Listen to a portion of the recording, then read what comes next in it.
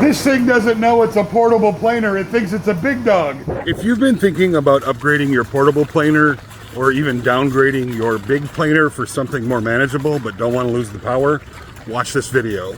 I've been waiting for a planer like this for 30 years.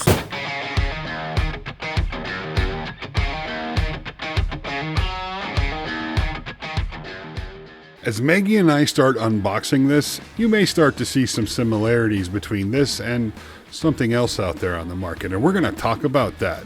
But I really think this is such an amazing piece of equipment that it really kind of deserves a solid announcer voice.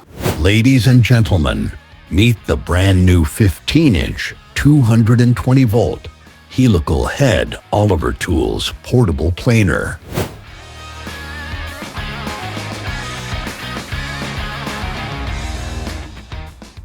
Not only was the unboxing experience extremely pleasant, it went together really easily too, and everything was just right. Now Maggie and I are also going to show you how we took some inexpensive stuff from Harbor Freight and turned it into a really great planer cart for this, and then we're going to turn this thing on and put it through its paces. While Maggie's wrapping up putting this thing together, let's talk about some of the specs. This thing's sporting a 2.5 horsepower induction motor that's 220 volts, so it's got all the horsepower it needs to run that 15-inch Oliver HCX helical shearing head cutter. This thing runs at 5,600 RPM and has two speeds. It has the 20 feet per minute cut or the 12 feet per minute cut when you want to get those really nice finishes.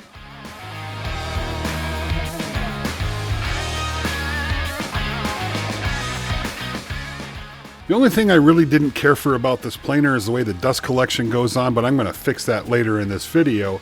Right now, let's jump into the cart. Now, we started with a really inexpensive Harbor Freight tool stand. I think we might have paid $30 or $35 for it, but we're not going to watch the whole thing being assembled. Let's go ahead and fast forward this thing.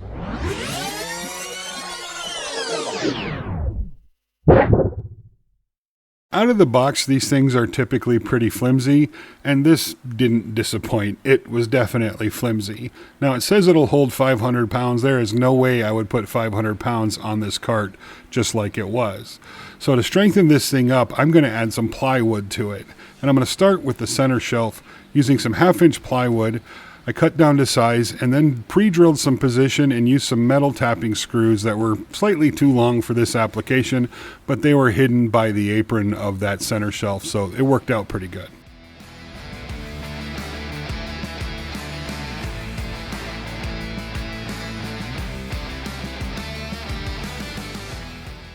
With the center shelf attached, we flipped it over, loosened one of the legs, and put some 3/4 inch plywood in between the legs on the base. Now we're going to drill through the metal part and through the plywood to put some post wheels in here. So these wheels all rotate 360 degrees and they lock. So that worked out really well. So once we had all the holes drilled, we added those, tightened them down, and then it was time to flip this thing back over, add some 3/4 inch to the top, and then install some shelf brackets so we could add some folding wings to this. So we had places to put some wood when we're planing down material.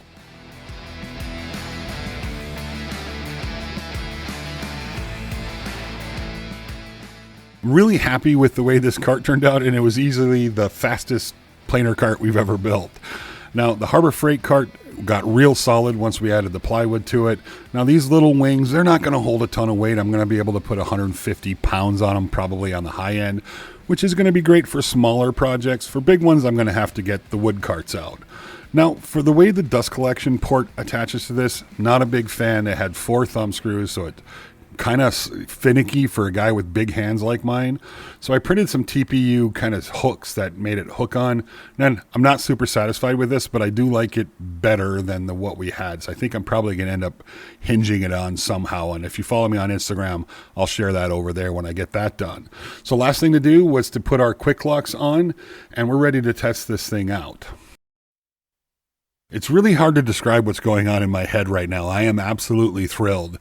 This is the planer I've always wanted. It has this compact format, but it's got enough power to shear off a 1/16 inch of material off the top of hard maple without batting an eye. I'm standing in a van life van we built out for my mom, and all the material in here we planed down with Oliver's new planer. Now that thing was crazy fast. So the value of it isn't necessarily that the feed rate is super faster than, say, other lunchbox planers or smaller planers. It's that it can take a lot of material and do a really nice job and get you a nice super clean cut and fast. So something that might have taken us an hour and a half to do with a smaller planer, we were able to accomplish with that one in like 15 minutes. So speed is definitely the value. Now, this van is the reason that we haven't put out much content in the last month, but it's also a great testimonial to that planer, and wow, what a wonderful job it has done. Finally, there's a planer on the market that really fits all my needs. That compact size and plenty of power to get the job done. Now, before we go any further, we really need to address the elephant in the room. This format looks similar to another product that's out there on the market. They are not the same planer. This is 15-inch with a 220-volt motor. Now, to drive that 15-inch helical head, you really do need a 220-volt motor. That gives you that power that you need to support the cutter head under a constant load. So let me explain.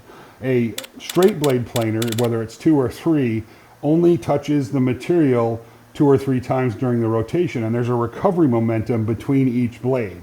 So some 110 motors will run a helical head, but not as efficiently as a 220 motor will. In this form factor, with the 15-inch and the 220, this bad boy thinks it is a big dog. It thinks it is a full-size production planer, and it performs like one in a portable format, which to me is absolutely phenomenal because I can fold down the wings on this little thing and tuck it away in a corner, and when I need it, I can pull it out. Or if I need to take it to a job site, I can unbolt this thing, throw it in the back of the van, and go. A couple other things to note before we jump back into planing some more material. They have the digital readout right here, right in front in big bold letters. It's super easy to read and it's built into the system. They have the traditional material removal measurements here.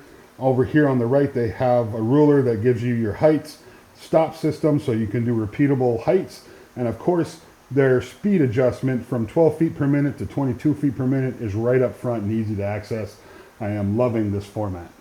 I've been paying close attention to Oliver for the last couple of years, and they've been doing some pretty amazing things and have some pretty amazing things coming. Now, between their 13-inch helical head lunchbox planer, which has the right motor in it to drive that helical head, and their new 220 15-inch portable planer, as far as I'm concerned, Oliver is the new king of portable planers out there on the market today.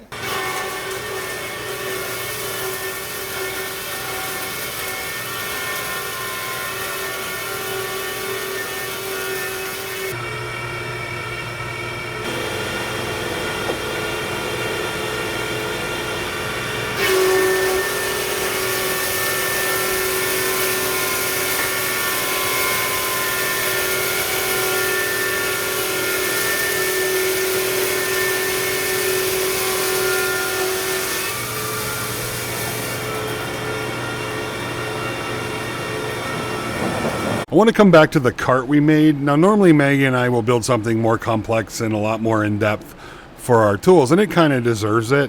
But we've been so busy working on the new tool company and Mom's van, we just hadn't had time. And this was a really nice surprise. It just worked out really well. And after we added the plywood and kind of beefed it up, this cart was awesome. Highly recommend people trying it.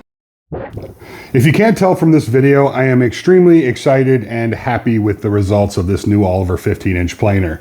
It has absolutely been the best thing I have seen in the compact planer world, I think ever, really. It's that good. So definitely giving it my endorsement, and if you're in the market, like I said at the beginning of the video, whether you're looking to upgrade your lunchbox or you're looking to downgrade to a more compact system but still want the kind of power you're getting out of the big floor models, this is the bad boy right here that's going to get it done for you. Now, I realize we don't do a ton of tool reviews, and this was pretty much a tool review video. Don't worry, we'll get back to our normal and wild, wacky self here before too long, but I do appreciate you stopping in and checking out the video, and we'll see you in the next one.